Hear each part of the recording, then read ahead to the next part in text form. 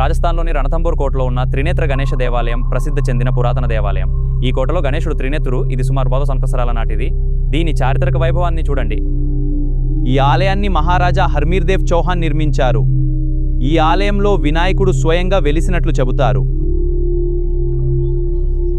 ఆలయంలో వినాయకుడు 3 నేత్రాలతో దర్శనమిస్తాడు. అంతేకాదు దేశంలో ఎక్కడ లేని విధంగా వినాయకుడు ఇక్కడ తన భార్యలైన సిద్ధి బుద్ధిలతోనూ పుత్రులైన శుభ్ లాభ్లతో కలిసి కొలువుతీరి పూజలు అందుకోవడం విశేషం.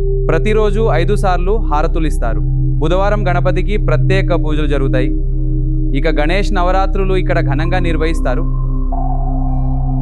జై జై జై గణేష్ దేవా, మాతా జానకి ప్రాణేశ్వర రామ, ఏకదంతాయ విద్మహే వక్రతుండాయ ధీమహి తన్నోదంతి ప్రచోదయాత్. జై గణేష్ జై గణేష్ జై గణేష్ దేవా. ఈ ఆలయంలోని గణపతిని దర్శిస్తే సకల సౌభాగ్యాలు, విద్య, జ్ఞానం, సిరి సంపదలు, ఐశ్వర్యం లభిస్తుందని విశ్వాసం. ఈ అరుదైన గణపతి ఆలయాన్ని మనం కూడా దర్శించి సౌభాగ్య సిద్ధిని పొందుదాం. ఓం శ్రీ మహాగణాధిపతయే నమః.